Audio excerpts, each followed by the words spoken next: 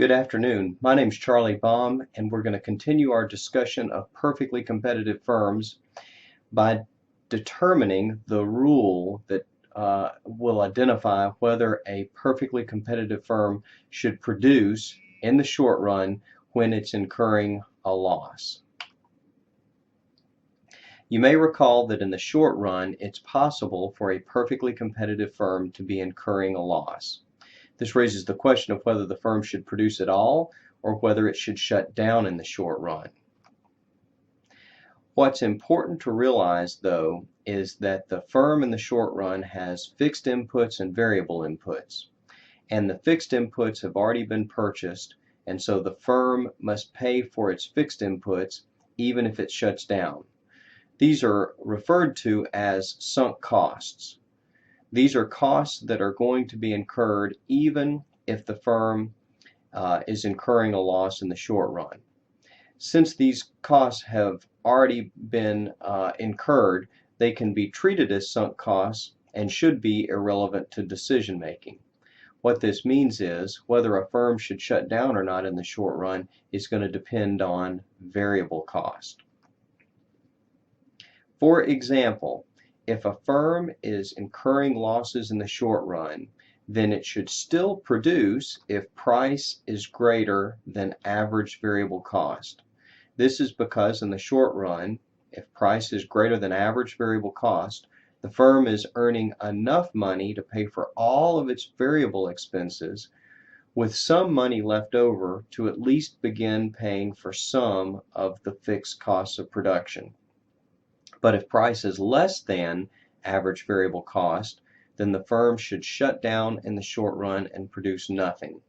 This is because when price is less than average variable cost, the firm isn't earning enough money to even pay for its variable cost of production, without any money left over to at least begin paying for its fixed production costs.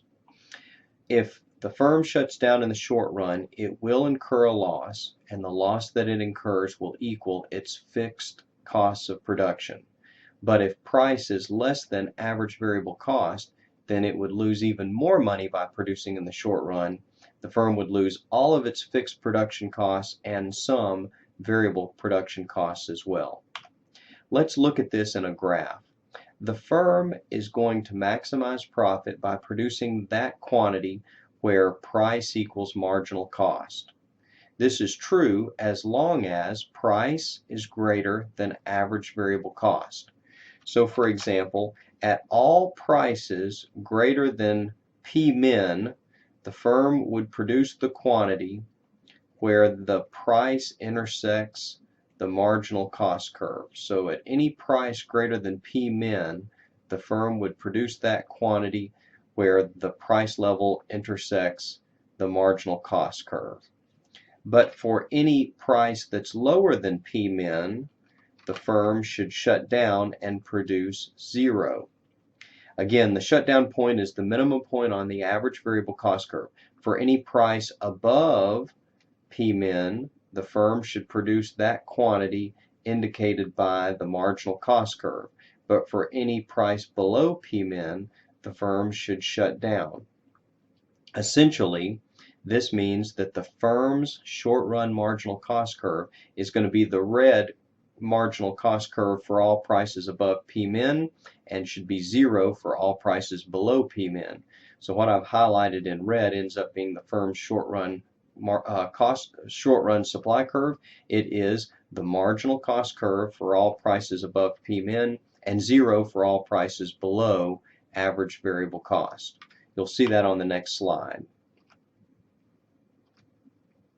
Here we see the marginal cost curve for all marginal costs above minimum average variable cost, and this ends up being the individual perfectly competitive firm's supply curve.